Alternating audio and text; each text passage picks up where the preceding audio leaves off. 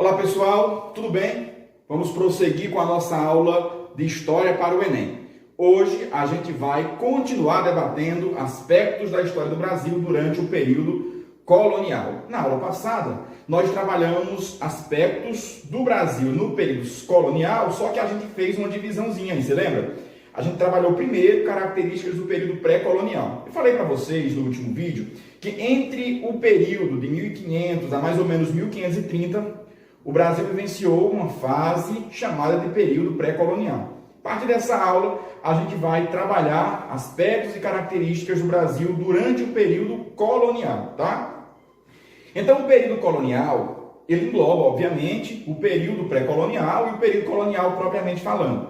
É um período que, se você pegar um recorte temporal, a gente vai de 1500, né, o ano aí, quando os portugueses começam a se interessar por esse território, a efetivar um processo aí de colonização, e ele vai até o ano de 1815, né? Quando o Brasil deixa de ser uma colônia e passa a pertencer a um país chamado Reino Unido, né, de Portugal e Algarves. Os livros didáticos, os livros de história, vão apresentar o período colonial como sendo um recorte que vai de 1500 até 1500, aliás, até 1822, né? Que é aí quando o Brasil deixa de estar ligado a Portugal e se torna um país independente. Então vamos lá, recapitulando para a gente focar, aprender e se dar bem na prova do Enem, beleza? Vamos nós.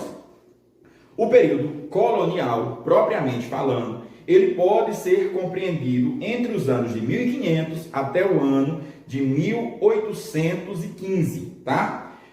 Existem historiadores que trabalham com outro marco temporal, que também não é problema. Certamente isso não vai ser questão de prova, enfim. E esse marco temporal, ele se estende de 1500 até o ano de 1822, que é quando o Brasil se torna, de fato, independente de Portugal, 7 de setembro de 1822. Tudo tranquilo? Então vamos lá. Principais características do período colonial, propriamente falando, né?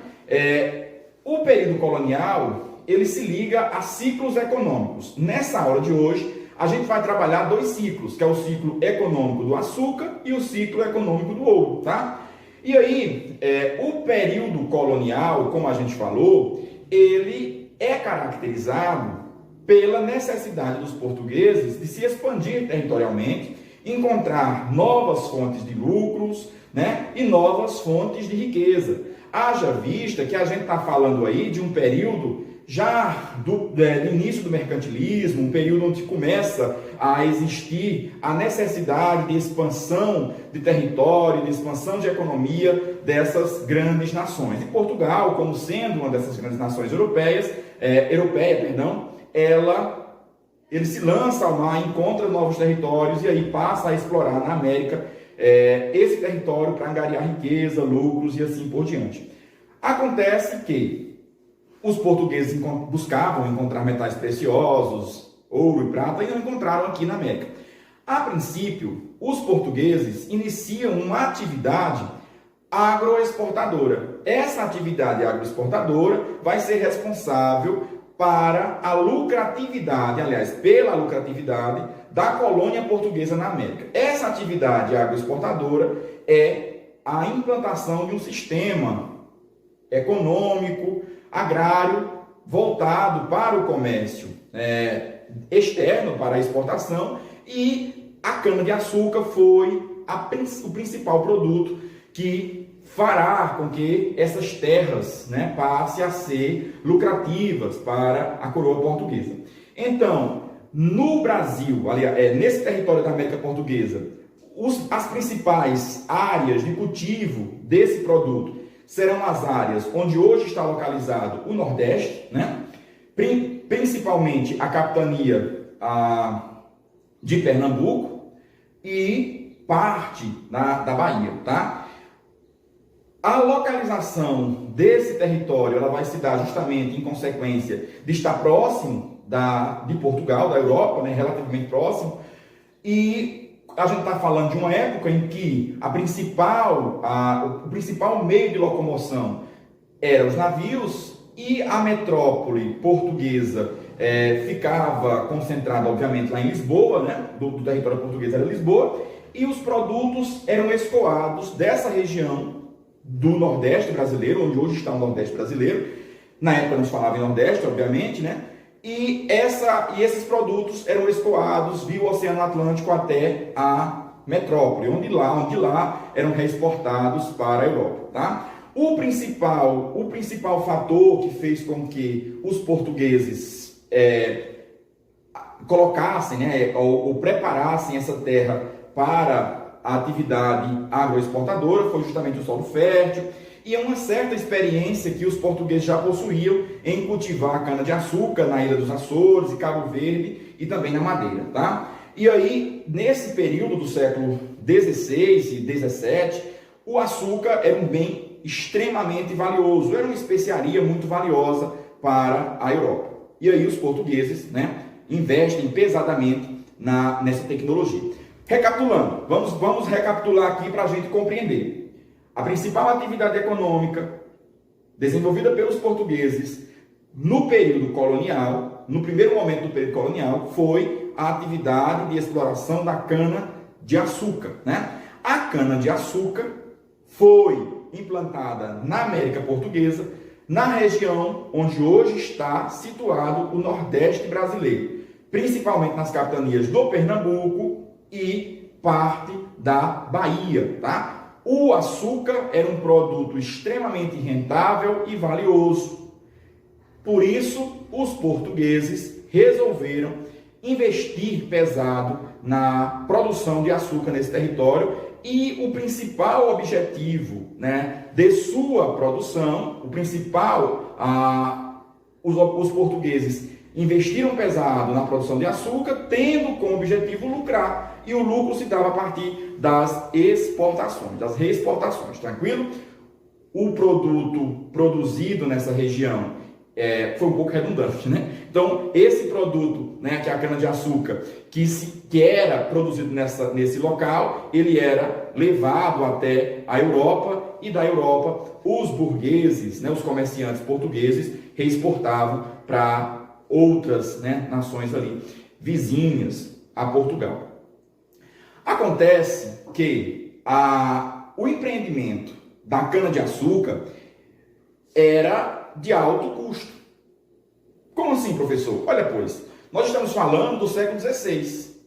Então, assim, era uma época em que não havia grandes tecnologias e no Nordeste brasileiro, no atual Nordeste brasileiro, foi implantado fábricas relativamente modernas para os padrões da época.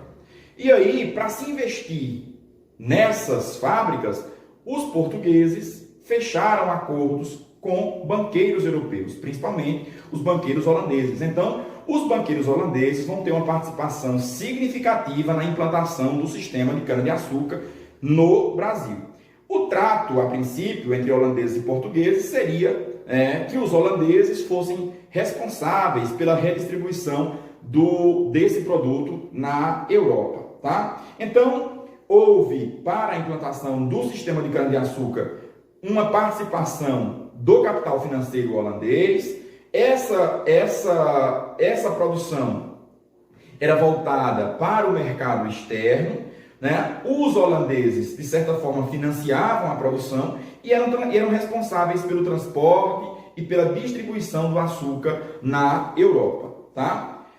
Acontece, meus amigos e minhas amigas, que o empreendimento do sistema açucareiro no Brasil, além dele ser dispendioso em questão financeira, também foi dispendioso em questão de recursos humanos. Haja vista que para empreender a produção açucareira nessa região, foi necessário uma grande quantidade de mão de obras.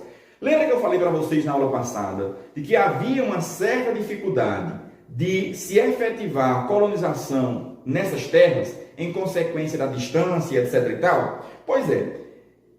Então, durante esse período de implantação do sistema açucareiro, os europeus também tiveram muitas dificuldades em encontrar mão de obra suficiente para a exploração dessa economia. E aí, a saída que os europeus encontraram foi a reintrodução do sistema escravista, né? E aí a principal mão de obra utilizada nos engenhos de cana-de-açúcar era a mão de obra escrava. Então, entre esse período aí, do período colonial, vai haver um tráfico exorbitante de escravos saídos da África em direção à América Portuguesa. Esse negócio, ele passou a ser um negócio bastante lucrativo para a coroa portuguesa, já desde o século XV, e com a implantação do sistema colonial na América Portuguesa e a produção em larga escala da cana-de-açúcar, o tráfico de escravo se torna, aliás, tornar-se-á, né, muito mais vantajoso ainda para a coroa portuguesa e muito mais lucrativo para os burgueses, para esses comerciantes portugueses. Durante a implantação desse sistema, né, de economia na América Portuguesa, vai ser construído todo um conjunto arquitetônico que vai abrigar tanto a fábrica do engenho, né, como as instalações, tanto dos produtores de cana-de-açúcar, como dos trabalhadores, que na sua grande maioria era a mão de obra escravizadas. E aí, durante essas instalações arquitetônicas, né, houveram a separação, obviamente proposital, né, desses complexos. Então, assim, havia o espaço reservado ao engenho, né, com toda a estrutura do engenho de cana-de-açúcar, que compreendia a casa de purgar, que compreendia as caldeiras, que compreendia a moenda, né? Então, é todo um sistema complexo que foi montado na América Portuguesa para receber a produção em larga escala do açúcar, né? Havia todo um conjunto arquitetônico voltado para receber os senhores produtores de engenho, que foi chamado durante muito tempo na história, e ainda hoje é chamado de a Casa Grande, né, que era o espaço, o local reservado para a habitação dos senhores de engenho, e o leito onde os escravos, os escravizados viviam, que era as senzalas. Então, dentro desse complexo, né, de arquitetônico, houve, né, todo um planejamento para receber grupos sociais distintos que compunham aquela sociedade. Nessa estrutura ainda havia, mesmo que de forma modesta, mas havia o trabalho, né, o trabalho de homens e mulheres livres, né, que habitavam aquele espaço ali de produção do açúcar. A gente viu na aula passada que durante o período pré-colonial, a principal mão de obra utilizada, né, pelos portugueses para oferir lucros, para gerar trabalho e lucro nessa região, foi a mão de obra indígena. No entanto, a mão de obra indígena não foi utilizada pelos portugueses durante o período colonial propriamente dito. E não foi utilizada por quê, professor? Porque os indígenas reagiram à escravidão, né? De forma bem forte, bem contundente, os indígenas reagiram à escravidão. Os africanos também reagiram à escravidão e resistiram com bravura à escravidão. A diferença entre a resistência indígena e a resistência africana é que os indígenas, acostumados a viver nesse território, possuíam um domínio maior, né, acerca do espaço geográfico em que eles estavam inseridos. E aí a resistência se deu de forma mais como eu posso chamar, mais eficaz, né? Porque os indígenas começaram a deixar espaços, começaram a criar estruturas de resistência, de queimar fazendas, né? De resistir de forma brava à escravidão. E aí os portugueses utilizaram a mão de obra escrava, porque o escravizado, ela entrava nesse território, muitos deles já vinham na condição de escravizados, já possuíam grande conhecimento acerca do trabalho na lavoura e já estavam acostumados com esse ritmo de trabalho intenso, né? Coisa que o indígena não estava acostumado com esse ritmo de trabalho intenso, porque o indígena, durante o período pré-colonial, trabalhava no seu ritmo, né? Sem essa pressão do tempo, né? Movendo sobre seus corpos. E aí, os escravizados vindos da África já possuíam, de certa forma, essa adaptação ao ritmo do trabalho laboral, né, com um tempo pré-determinado. Ademais, os portugueses intencionalmente traziam diversas nações para essa região, que falavam diversas línguas, né, e, de certa forma, essas diferenças linguísticas e diferenças culturais foi, durante muito tempo, manipulada pelo dominador português para evitar a construção de laços entre os escravizados, né? De certa forma, isso contribuiu para que a escravidão na América Portuguesa fosse vantajosa para a coroa portuguesa, tá? Porém, gente, a gente sabe que a escravidão do Brasil ela foi marcada por lutas épicas, né? Lutas que simbolizaram a resistência dos povos escravizados. E aí, durante o período em que os portugueses utilizavam a mão de obra escrava, os escravizados desenvolveram uma série de técnicas de resistência para com o dominador. Uma das técnicas de resistência para com o dominador era as fugas, né? Então, os escravos, não aceitando o trabalho exorbitante, a exploração, fugiam para os quilombos. E aí, os quilombos, durante muito tempo da nossa história, foi o lugar de resistência dos escravizados. Outra forma de resistir à escravidão era a prática do suicídio. Muitos escravizados suicidavam-se, jogando-se nas caldeiras ferventes ou praticando abortos, né, para evitar a escravidão. Então, o símbolo maior da resistência da escravidão no Brasil foi o Quilombo dos Palmares, né, que resistiu à estrutura de dominação dos portugueses durante anos, né? Então, até o ano de 1694, os quilombolas do Quilombo dos Palmares, eles resistiram bravamente ao conquistador.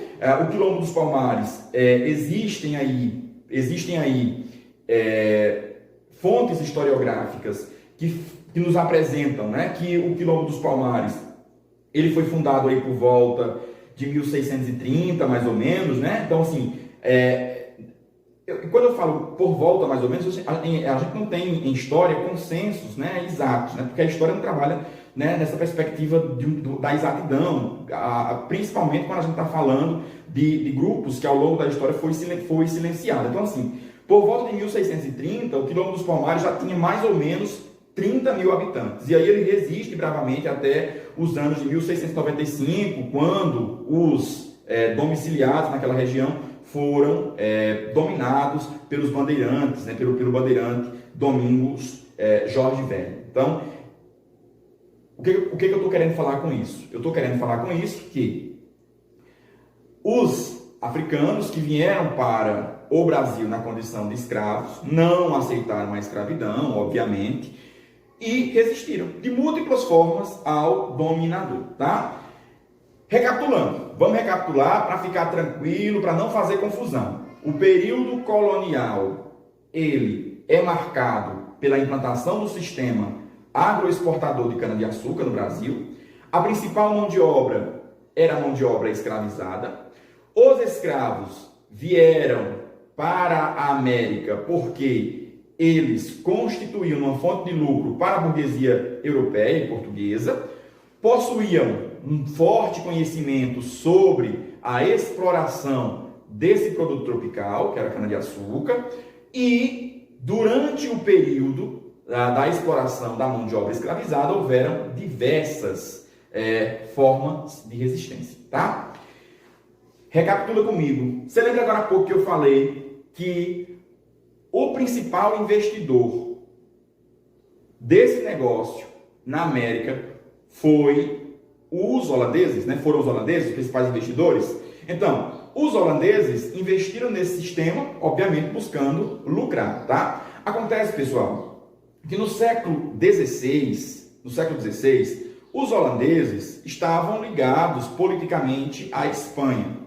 Questões políticas locais da Europa fizeram com que Portugal e Espanha se unissem à chamada União Ibérica.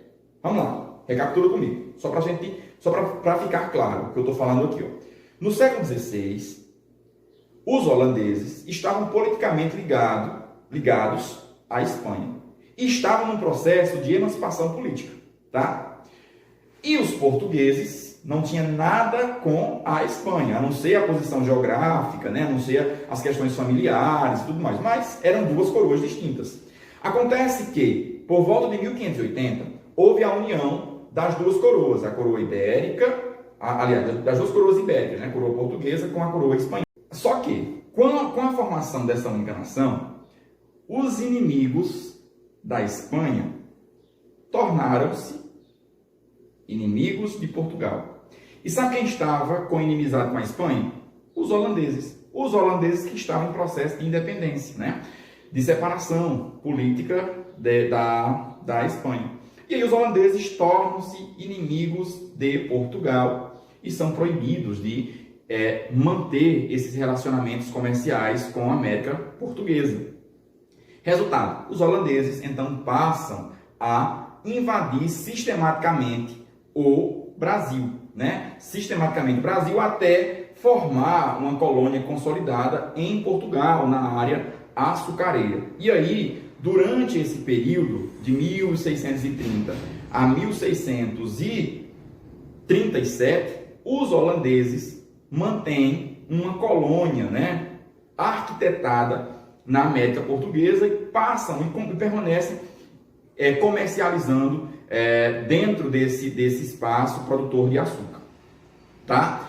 Isso vai ser importante, por quê? Porque durante esse período em que os holandeses estão atuando de forma mais próxima, né, da América Portuguesa, mantendo inclusive uma colônia bem estruturada, né, na América Portuguesa, os holandeses começaram a se apoderar das técnicas de produção do açúcar, começaram a se apoderar das técnicas de produção do açúcar e passaram a ter domínio, né, efetivo sobre a produção açucareira. Resultado, com o fim da União Ibérica e consequentemente, né, após a reestruturação da coroa portuguesa em uma só coroa, em um estado independente dos espanhóis, né, os portugueses da América Portuguesa começaram a um processo de resistência contra os holandeses. E aí, os holandeses serão expulsos da América, né? Depois de esse período aí de 7 anos, mais ou menos,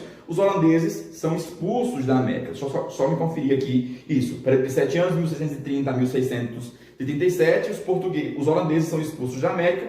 E aí, os holandeses expulsos da América levam para as Antilhas o conhecimento sobre a produção do açúcar. E aí o açúcar holandês passa a rivalizar com o açúcar português produzido na América, né? E aí essa rivalidade vai fazer com que o açúcar português comece a entrar em decadência e passe a ser um produto mais caro e menos atrativo para os consumidores finais do que o açúcar holandês. E aí acontece a chamada crise do açúcar.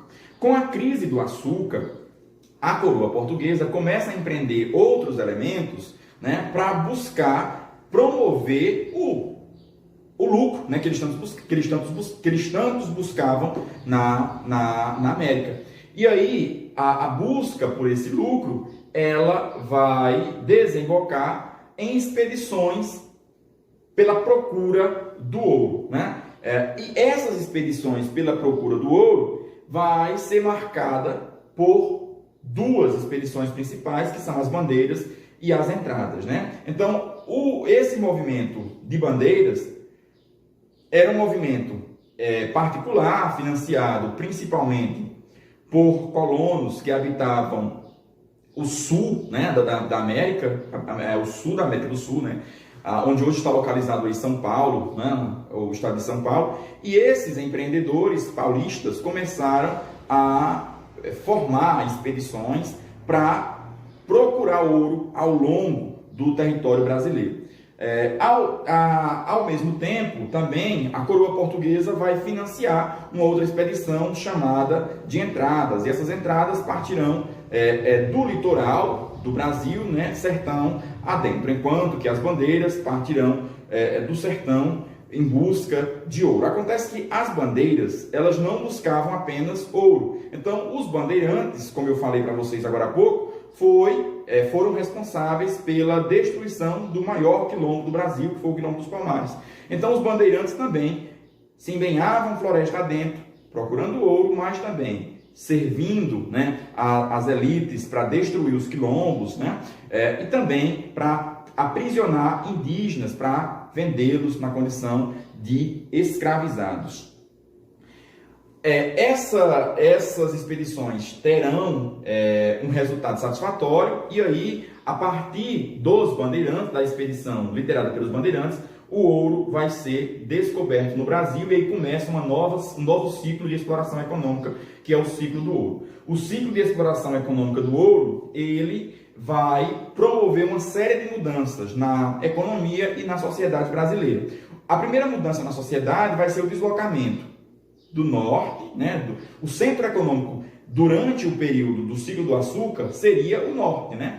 Onde hoje está situado o nordeste do Brasil.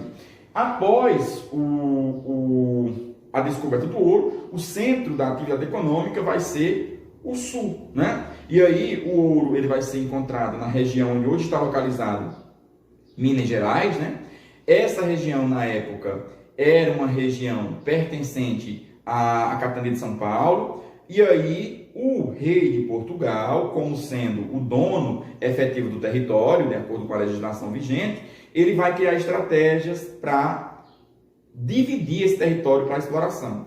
Essa estratégia de divisão do território para a exploração, ela vai ser chamada de datas. Então, o território vai ser dividido em datas. Essas datas eram lotes de terra, e esses lotes de terra eram entregues a pessoas que possuíam poder e as condições de explorar o ouro. Para explorar o ouro, a pessoa deveria ter uma grande quantidade, né, de escravizados, materiais para exploração e assim por diante. Resultado, a coroa portuguesa, ela extraía seu lucro a partir dos impostos. Então, os impostos que a coroa portuguesa cobrava era o chamado quinto.